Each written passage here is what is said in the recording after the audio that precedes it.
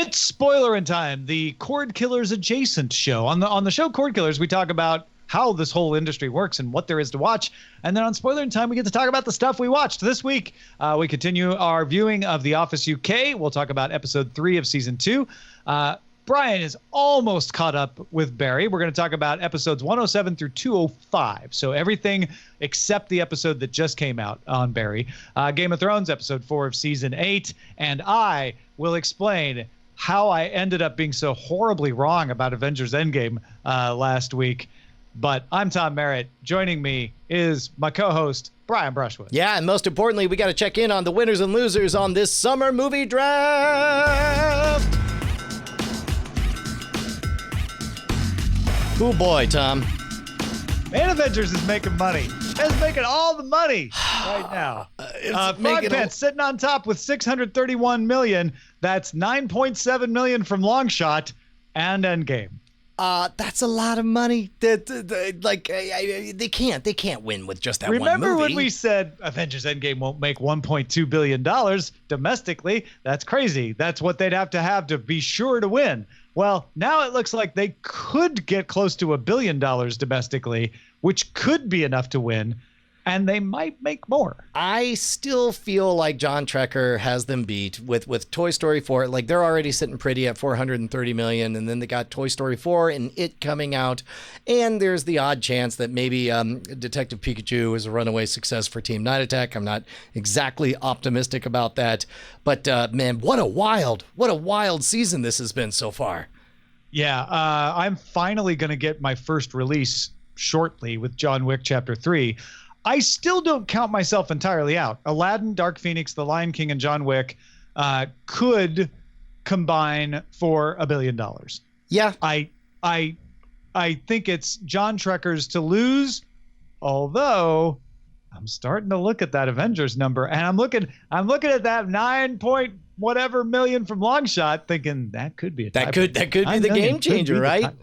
Yeah. So in the chat, we got people saying that if Endgame hits over 800 million, it's over. I don't think that's the case. I think that any number of contenders has a chance to blow past 800 million. I think Team John Trekker is going to make more than $800 million guaranteed. I agree. Think that's easy. Yeah. The question is how much above 800 million they'll go. Yeah. Justin was asking why the marketing of Aladdin isn't leaning harder into all the music from Aladdin. And my answer was like, well, because we already know the music's great. What we need to be convinced of is that Will Smith is going to be great. And it's going to sound different. Pieces. Yeah, I'm sure it will. But like, hold on to some of those surprises so that we can all talk about how much we enjoyed the reimagining of the music. Yeah, maybe they're going to closer to the release time, May 24th. Maybe they'll start hammering the familiar tunes or something. Start dropping those remixes or whatever. Yeah. Team Hammerson had Ugly Dolls come out, but it was only in limited release, so we don't even have any numbers on it, like super limited release apparently. Detective Pikachu, you will find out this weekend, and The Hustle for Team Hammerson also coming out this weekend. What if you were going to make a guess on Detective Pikachu? Where do you think it ends up? Where it ends up? 180. Oh man, no, I think it's going to be. I mean, understand that this is a referendum on Pokemon in general. I'm underestimating Pokemon. You're right. 230. Let's see. Hollywood Stock Exchange has it at 230. Wow, nicely done.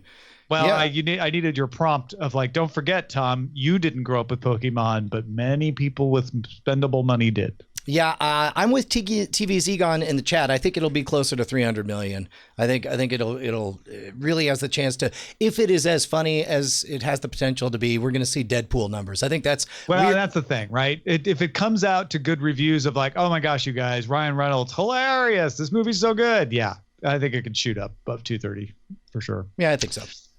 All right, let's get to Triage, which is our emails, and we will start with the email about me being so wrong about Endgame last week. And then I want to talk a little bit about my moments of self-reflection over the past week as I realized, no, good gentlemen, you are correct. I was entirely wrong. And then trying to figure out like where I went wrong. And I think I know why. Our boss, Andy, said, Tom, you're wrong. Brian, you're right. But perhaps missing a minor detail or two. Time travel works exactly. And by the way, spoilers for Avengers Endgame happening right now in this email. So just, be aware. Okay. Time travel works exactly as Banner says in the movie.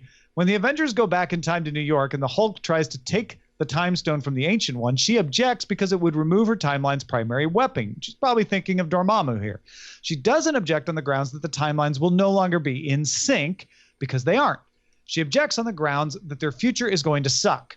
She knows that her future is not the Hulk's present. The visual she shows is not her timeline altering from the same trajectory as the main MCU, altering from the universe where they beat Dormammu to one where they lose, then back again. But it is still not the main MCU timeline. It just rhymes. And he's got a few more details about what happens with each Infinity Stone. He talks about Gamora, he talks about Asgard, but I'll get right to Steve Rogers, Sans shield. New Jersey gets an extra Steve Rogers Sans shield. This timeline is where the unbroken shield comes from. Steve could live in this reality for however long it takes him to get as old as he seems. Might be 3,000 years old for all we know. Super soldier serum is a hell of a drug. Then use the Stark time GPS or other method to return to our reality. And the Russos have confirmed this. And actually that interview where the Russos confirmed this is where I finally gave up and was like, well, this is obviously what they meant. And I just didn't want to listen when Brian pulled out the many universe defense last week, because I just wanted it to be what I said it was. I was wishful fulfillment. I wanted it to be a self-consistent timeline where nothing changed and wasn't many universes. And I know there's many universes in the Marvel universe. Like, I watched Spider-Man. I get it. But I just really am in love with this idea, which is why I wrote Pilot X, of what if you can have time travel, have people go back in time, not have perfect knowledge, have an interesting battles and conflicts and things, but not break a timeline, not have alternate realities. Could you do that? I was just so in love with that I thought that's what Bruce Banner was telling me in Endgame, and he wasn't. I was just putting that interpretation on it. And I didn't want to see the other many realities, both in the many worlds position and also just things in the movie that were real, that were put before me there. Would it be a fair assessment, and this is me on the outside as somebody who read Pilot X, I feel like you are interested in the much more challenging game of how to make it work in one universe and avoid paradoxes. And as a result, like, I don't want to call the many worlds theory like a cop-out or whatever. It just reduces the difficulty and makes it more of a bunny slope adventure rather than a double black diamond. I'm also a huge fan of the alternate universe, many universe approaches. I loved Sliders. I'm all in on that. I'm like, that's great. That's fun. That's a whole different playground. And it's a great playground. But I was just enamored with this idea that people have a hard time making work ever, is like, yeah, but what if there isn't? What if there aren't that option for many universes? And you had to have time travel where it's a puzzle box, right? Where everything that happened in the past has already affected your present, and maybe you don't realize it, or maybe events just always work out the way they are, because if you view time from outside, it's just stuff that happened, right? You can't change things. Anyway, I was enamored with that idea, and I thought maybe that's what I was going to get. And I couldn't accept that that's not what I got. Well, so separately, you promised to spoil me on what the Spider-Man trailer revealed about the. I heard people, the chatter I saw was multiverse. There's a thing. Yeah. So a little spoiler for the Spider-Man Far From Home trailer here, if anybody's concerned about that. But in the trailer, when he is introduced to Mysterio by Nick Fury, Mysterio says something about, oh, my world. And Spider-Man says, well, are you an alien? And I think, if I'm remembering, it's Nick Fury who says, no, he's not an alien. He's just from a different Earth. Yeah. Okay. Yeah. And he goes on to say, when what happened with Thanos happened, it broke a bunch of stuff, and now there's problems. Yeah, that works. And then also, as another J. Martin in the chat points out, if one thing we can rely on Mysterio for, it's the God's honest truth at all times. I mean, honestly, it doesn't matter whether Mysterio is lying at that moment or not. Nick Fury is confirming, like, the Thanos stuff broke realities. We've got many worlds, right? Yeah. Like, yeah, Mysterio could totally be lying about being from the alternate Earth, but I don't think that undermines the idea that, like, no, we're establishing that there are multiple Earths now. Because for Mysterio to convince Nick Fury of that, it would have to be believable that there was an alternate Earth, because Nick Fury knows that because of what happened with Thanos. So the one thing that I'm still left, if I may, curious about. I've learned my lesson. I'm not going to object to this, but I'm curious is, did they fix anything when they brought people back in an alternate universe, or is there still a universe where they didn't bring people back? Well, think of it this way. They definitely killed the crap out of Thanos from a different universe. So there is a universe where Thanos never got the Infinity Stones, and the Guardians of the Galaxy never came together, and Gamora doesn't exist in that other universe. We have her borrowed in quote unquote our timeline now. But if the universe where they took the time stone is now an alternate because of all those things that happened in New York that didn't happen in the original Avengers, doesn't that universe still have Thanos create the gauntlet, snap people out of existence? Correct. And I would say that theoretically, like if they did their job correctly, although that is the same universe that Loki's now running loose with the Tesseract, so it's probably all sideways as well. So sure. Butterfly effects stuff. I think we're looking at essentially four different, and I don't think it's a case of knocking anyone into an alternate timeline. I think they're already parallel running timelines. It's just that we visited them for a brief bit, and then by being there, kind of knocked them a little bit askew all over the place. I was also still in love with the idea that Captain America went back to his own universe and spent time with Peggy, because that feels more satisfying, and just was like hiding under the radar. But I hold on to that now. And what's funny, because I saw another set of interview with a couple of the writers on it, and the writers had a differing opinion from the Russos, because the Russo says no, he went to some other timeline and had his life, and then made sure to come back in time to hand over the shield, whereas the writers indicated that he was in the same timeline, just keeping his head down, having a quiet life as Leave Modgers, mild-mannered person who lives in that world, and then check the news like, oh, I guess this is the part where I woke up from the ice, and oh, now I'm Captain America. Well, good luck to me. I'm sure it'll all work out fine. And then he's like, oh, it's time for me to hand over the shield. So what you're saying is Christopher Marcus and Stephen McFeely are from a different universe than the Russo brothers. I mean, that's the beauty of all of this, because art is like that, where it's like everybody can have different interpretations. And then when they ask them like, well, is it this or is it that? And then both the director and the writers can kind of throw up their palms and say like, good question. I wonder how future producers in this timeline will deal with all of that.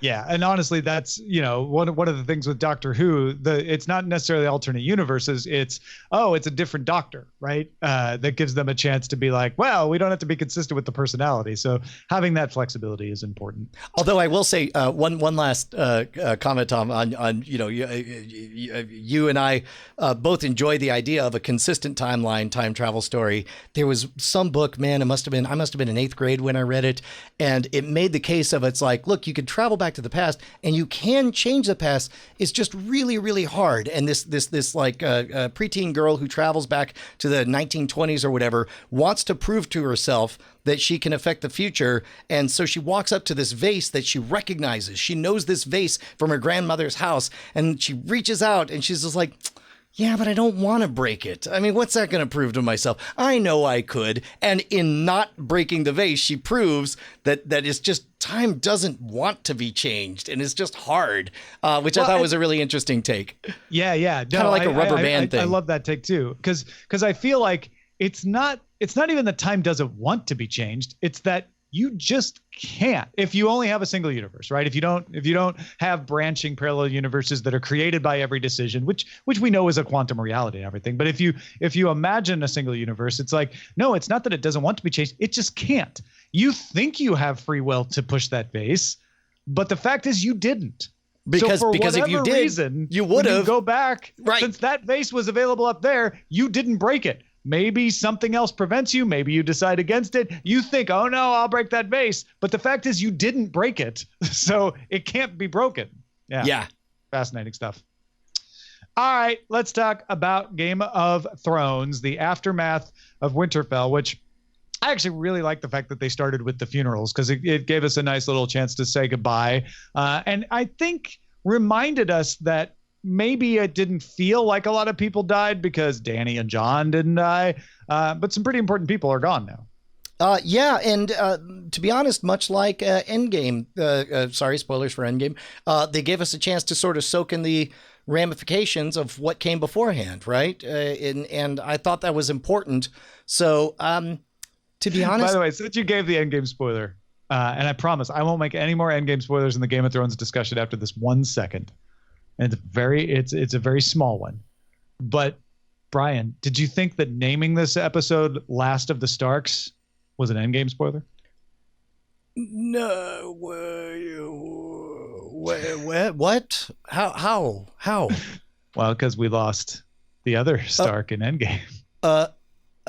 Wait, which? Oh, Game of Thrones geez. like, Oh, we no, have the no, last no, of the no, no, Starks. no. I don't think that's no. All right, sorry. Go ahead. You were saying. Yeah. All right. Hot take that I'm guessing will not be very popular with our audience, but I at least know that Bryce will have my back on. I enjoyed this more than the Battle of Winterfell. And the metaphor that popped into my mind is that what we saw at the Battle of Winterfell was previous to that, we saw a bunch of chess being played, and in chess, you have a bunch of pieces all threatening each other at once. And then there comes these moments where one person initiates a trade, and all of the pieces, it's just business. Now, it's an exciting bit of business, but these pieces have been threatening each other for a very long time. Trade. We're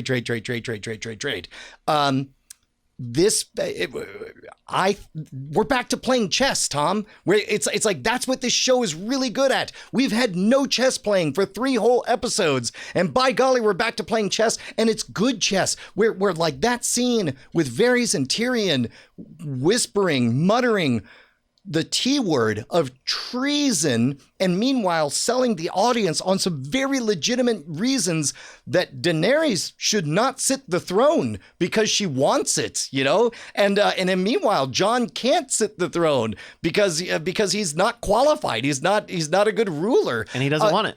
Exactly, right? Mm-hmm. And it's like, I find myself weirdly corrupted in my opinion of everybody. Like, I don't know. I can't think of a single person that I'm going to be happy to see sit the throne, which maybe that's what they do is they smash the throne at the end. I think that was the beautiful thing about this episode was I had no idea where things were going after this, which is where I should be. I'm like, I don't know who's got the advantage right now, right? Like it feels like Cersei does because of the momentum, but you should not count Dany down. Even at lower force strength, she still has a lot of firepower. She still has a dragon left. And now she knows about the scorpions. She'll be able to deal with them better. So this is far from over. And we have a ton of manipulation going on that, like you say, could just stop Daenerys from even ending up on the throne anyway from within her own camp. There's certainly no end of intrigue that's available within Cersei's walls, especially when you have Jaime Lannister riding back to King's Landing. I don't think to help Cersei gain the throne. Arya, very obviously riding with the Hound towards King's Landing, also not to help Cersei gain the throne. So there are all kinds of things in play that could have all manner of implications and send the story off in 15 different directions. What I love about this is at the end of last week's episode, a lot of people were saying, well, I'm disappointed the White Walkers were done. Now what's left? And I immediately after the episode felt that, well, it's the Game of Thrones now. That's what's left. And that's what this episode brought us back to. And very compellingly said, oh, you didn't think this was interesting? Well, guess what? There's a lot of interesting things that can still happen.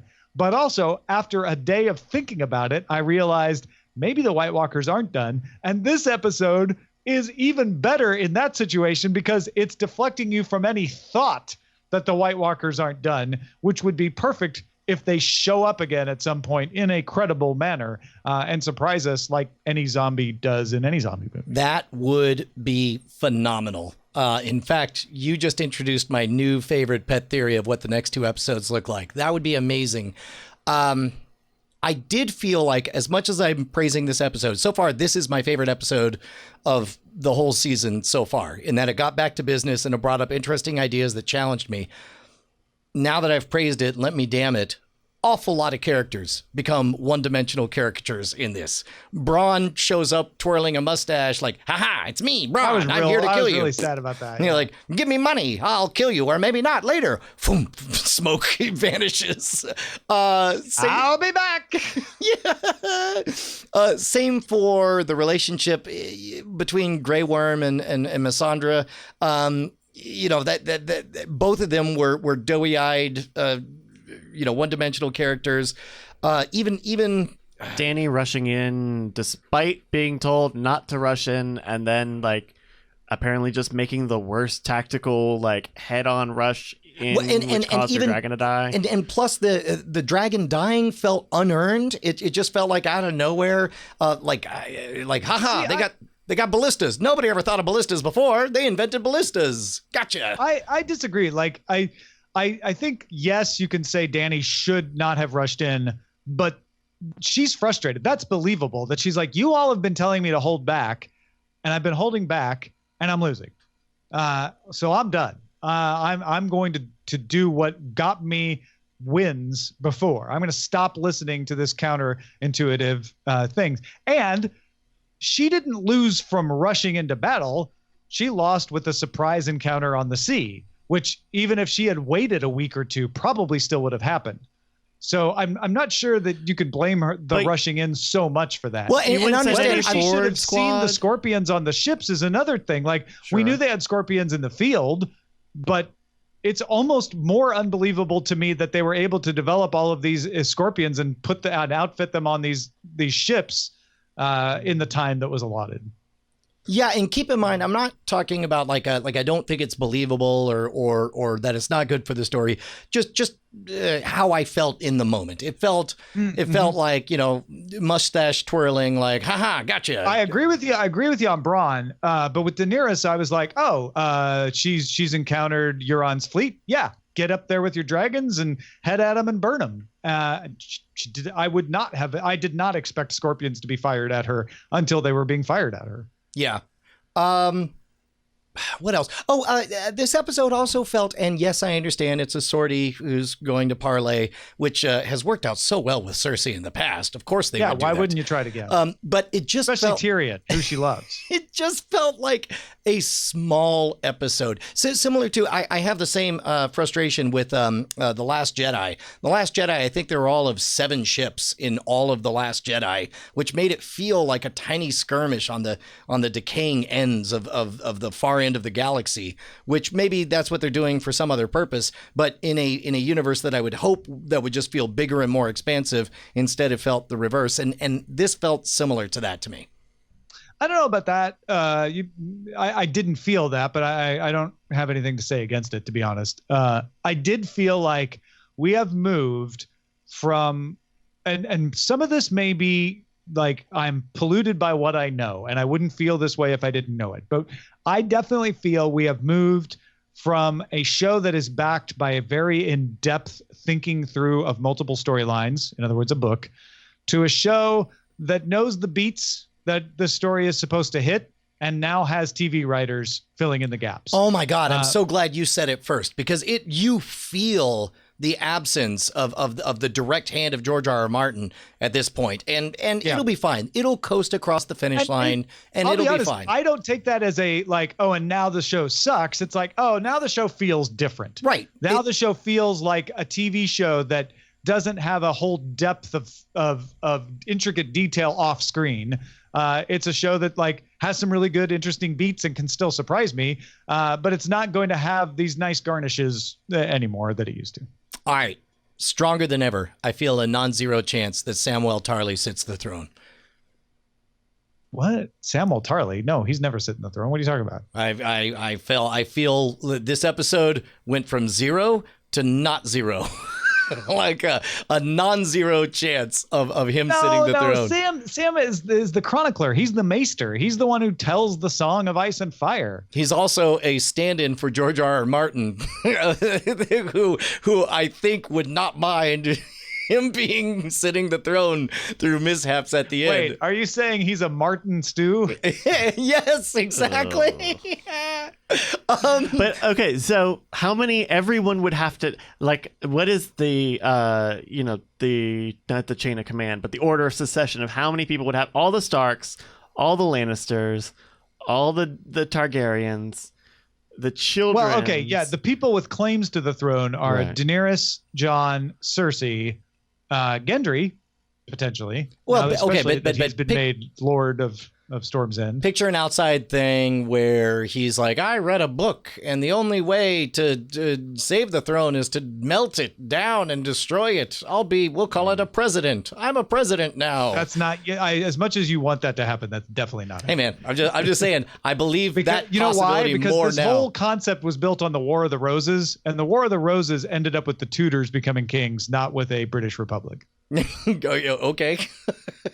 I don't remember there being dragons in the War of the Roses either. Well, but sure. no, I mean I'm just saying the metaphor is based on that world, and I don't think George R. R. Martin thought, you know what, I'll add dragons and a republic at the end. I don't know, it doesn't scan. For me. Although they did sow the seeds of like the leader that you want is the one that doesn't want to be a leader, and yes, we all think that they're talking about Jon Snow, but you know who else doesn't want to be a leader? Samuel Tarly. Hey man, I'm just feeling it out. Just feeling it out. Samuel Tarly as the first president of Westeros. Yeah, maybe it's a the King Federal Ralph. Republic of Westeros. President Tarly presiding. Listen, I want to love your dream. I really do. Hey, it's not even my dream. I'm just saying it's now more of a possibility than it's ever been. That is literally true. if misleading, but literally true. I keep waiting for them to hint that Dany's pregnant, and they've only got 2 more episodes, so I may have to give up on this. But I think one way out of this is Daenerys gives birth to a son by Jon.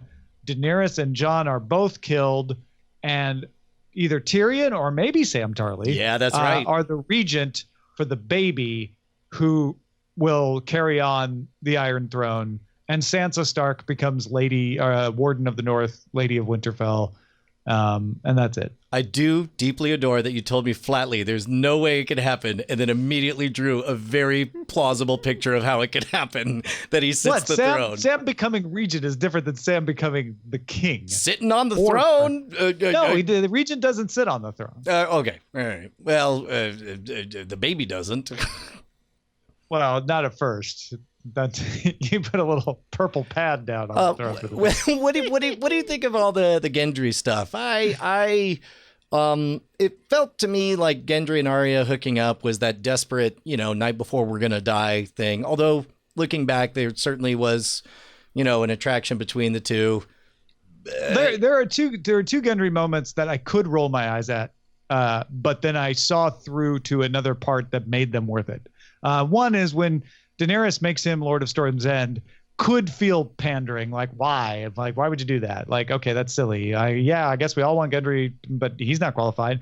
Except she does it to kind of cheer people up, first of all, because it's very maudlin at that point. Like, everybody's dead, but I guess we won, and that kind of gets the party started. But also, she does it as a political manipulation to kind of show, like, I'm the queen. I can make people Lord of Storm's End. No one else can. And you see Sansa kind of look at this and just be like, ugh, God, and so it worked for me on that end. Gendry and Arya has always felt like a culmination of something that was seeded in earlier seasons, and now is Arya being true to herself. We're like, yeah, man, I do have feelings for you, Gendry, but I'm an assassin, and assassins don't get married. Sorry, see you later. And that works for me because it does show that Arya is not inhuman, but is also firmly committed to her path. Yeah, I think on balance it worked for me. It was a little bit, again, everything about this episode felt like it lacked the depth I remember from 1 or 2 seasons ago for everything. But again, It's earned the right to coast across the finish line. It's the best show on television. For sure. All right. Anything else about Game of Thrones before we move on? No, I think that's all I got. Yeah. Beatmaster. Arya is an assassin. of Gendry's heart. Aw. Oh, Arya's arrow. All right, let's talk about Barry. All of the episodes from towards the end of season 1 through what Eileen and I agree is the best Barry episode for us. Last week's episode, which takes place almost entirely in the house of the man who had stolen the cop's wife, and has a feral child who kicks the shit out of people. Yeah, let's just to sum up, I watched all of Barry sort of burst through the whole thing. Just loved the way season 1 ended. That trick, after multiple times setting up his fantasy world of what it would be like to be in a relationship with what's her name, and then to, at the last episode, clearly go to one of these cartoonish things, complete with being friends with Barry Zuckercord and him being in a relationship with the chief of police, was that slow realization that no, this is not crazy fantasy land. This is the real world, and then realizing that having that moment where she figures out who he was, that was just phenomenal. Everything about that was great. Beginning the second season with his white knuckle insistence that everything is fine and that there's nothing to worry about, that was great. Leading up to this episode that was directed by Bill Hader was good in a standalone, like, bizarre Coen Brothers-esque kind of thing.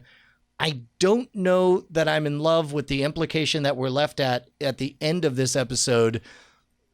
And when I say I don't know, I'm not trying to disparage it at all, but like, I don't know how I feel about the idea of them clearly setting up that it's like they're 3 crazy mixed up people in a partnership they'd never pick, a feral child, Barry, and Stephen Root.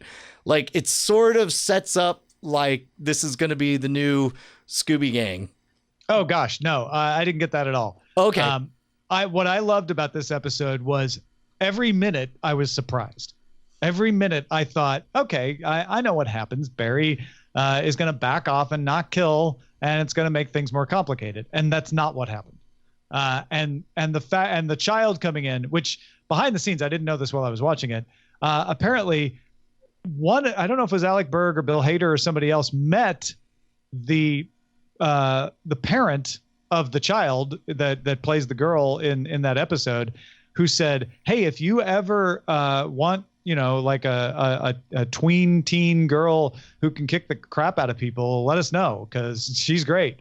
And they're like, yeah. And then they were writing this episode and it all came together, and like, oh, and he has a daughter, and the daughter comes home and finds him dead, we think, but he's not. And that was just so much fun to see, like, this girl who turned into an animal, and then him not be dead.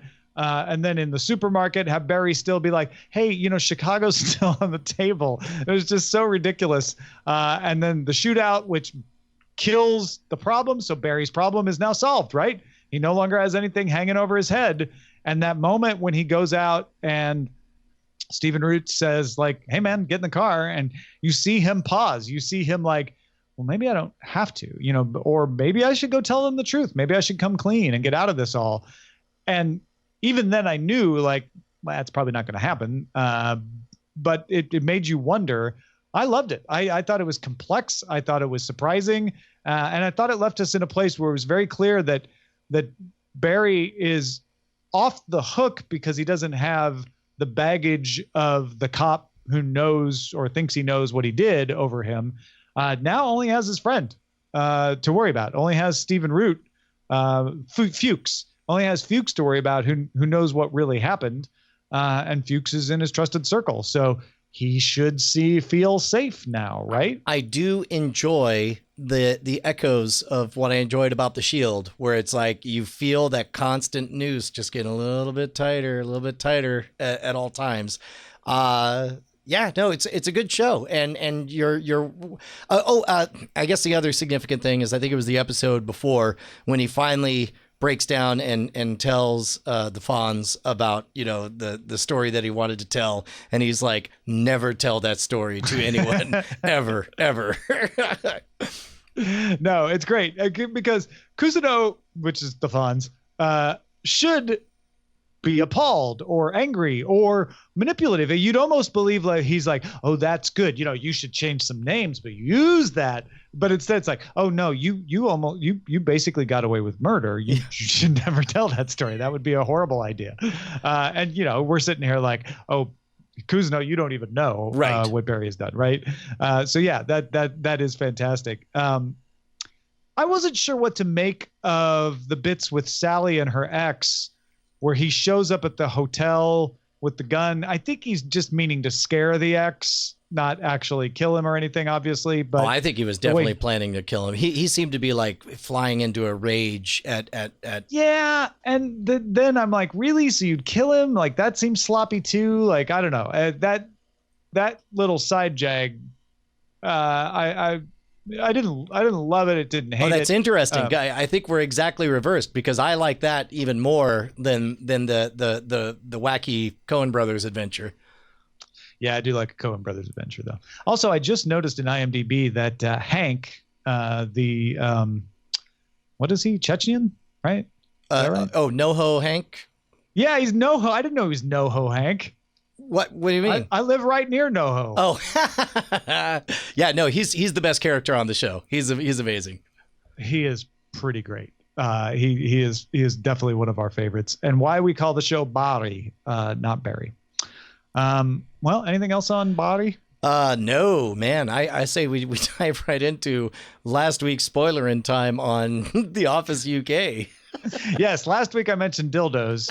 There were no dildos in the episode we talked about last week, but there is one in this week's episode. What's funny is as I was watching this episode, I was like, well, Tom acted like the only thing to this episode is that there was a dildo in it, but clearly so much else is going on. And then I watched it, I went to bed, I woke up the next morning, and for the life of me, I can't remember anything, but I'm like, I guess there was a dildo in it. Like, I mean, part of it was that I realized I was talking about the wrong episode, and I stopped before mentioning everything else. But yeah, also, that's the thing you remember from this because it's the through line, even if it isn't the majority of the plot, right? Yeah, although we do have that moment where we're setting up David Brent for some kind of colossal failure where for whatever reason the public speakers agency is interested in having him go out and do motivational talks, which feels like they're setting up a hell of an awesome experience of awkwardness. Getting to know more. Also, it's just I don't always love all of the David Brent humor that's built around him. Like the dildo thing, I was like, okay, yeah, we get it. He's just so inappropriate. And it starts to lose its effectiveness on me. But that bit where Cooper and Webb are like, no, we were told we were referred to you by Finch. I'm like, man, that is just so true. Where companies like they're like, I don't know, we need a person. Do you know anybody? Yeah, you do? Great. We'll hire him. Like, because David Brent should not be hired by this company. But he's friends with Finch. Yeah. And then the fact that they're like, oh, maybe Neil too. Like this company very obviously doesn't care about the quality of their speakers. They just need speakers to parade out so that they can get the contracts and pay their bills. Yep. And yeah, it was hilarious to me that they're missing all of the signs, very intentionally missing all the signs that they shouldn't be hiring David Brent. We also got to see just how severe Gareth's repressed sexual tension is becoming, where he's just desperately, to anyone who will listen, explaining how much he wants to have sex with anyone. Yeah, I can do that. Yeah. You're like, no questions asked, no strings attached. We could. Yeah. And then of course we get a little more of that Dawn, Tim, and Rachel dance as I read it off of this Wikipedia Yeah, page. I gotta tell you, man, I'm not feeling anything for Dawn. I feel like Tim and Rachel should just go be a couple together. They seem to be getting along famously. I don't feel like Tim and Rachel will last, but have some fun. You're young, kids. Go, don't let Dawn get in your way. Like if she doesn't want to leave the guy, then that's Tim should be able to do what he wants. Wasn't right? Like he didn't give her multiple opportunities to make a decision, and so it's. I think that's what we're supposed to feel, right? Is like Dawn, if you wanted him, you should have put a ring on it or something. Yeah, well, and I do feel like the American version handled that dance a little bit more evenly with the Jim and Pam stuff, where it's like you never felt like one side was right and one side was wrong. You're like, what a bummer that it's worked out this way. Well, was there ever a Rachel to Jim? I just don't remember. The second season, it was Quincy Jones's daughter, Rashida. Rashida Jones. Yeah, because remember she was that. I didn't remember well, because he poured his heart out to Pam and kissed her, and she said no, and then he said, well, then I'm moving on, and then she was in a position to do something, but had to sit there and watch as he and Rashida Jones were together. I didn't remember him even being with Rashida Jones. They met when he was transferred away. I would be way too jealous of Jim, and I like him otherwise.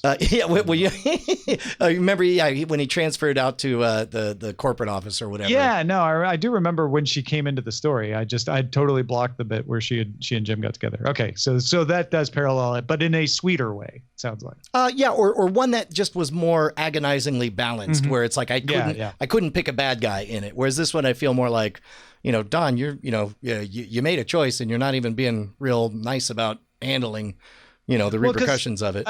I don't want us to over compare the two series, but I do think that the Dawn character makes a little less effort with Tim, right? She shows that she's interested, but then anytime where it's like, you could take an action, she doesn't even agonize. She's like, well, no, I mean, Yeah. This was another episode where those differences are fairly stark, and I think it's just a matter of what people are comfortable with on television. But it's like, the constant shouting of cock from Tim as to Raz Gareth. I can't imagine the U.S. Office version showing a dildo, and certainly not. I don't know if you remember, but they go to the warehouse and they show Dawn's fiance full on just grabbing her tit in front of everyone. Like, none of that would fly in the American version. Well, and honestly, I mean, first of all, it would never have flown on broadcast TV back then or now, but those kinds of storylines, I don't think get handled the way they're handled then in most shows, even in the UK, right? There would have to be some line that shows somebody taking, I don't know. It's just it's showing the Office culture of 2002, not the Office culture of 2019. Yeah, agreed. Yeah. Well, then I think we have an accord. Anything else on the Office UK? Nope. I think we did it. We spoiled all the things. We have, but there are more things. We will go watch them, and then we will spoil them again for you next week, which is why we exist. And if you want us to keep existing, if you don't want us to slip off in some alternate reality or something, you have to support us at patreon.com/Cordkillers. And if you do exist in multiple universes, you can support us in each of them for at least $1 an episode at patreon.com/Cordkillers. Yeah. Thanks, guys. Love you. Bye.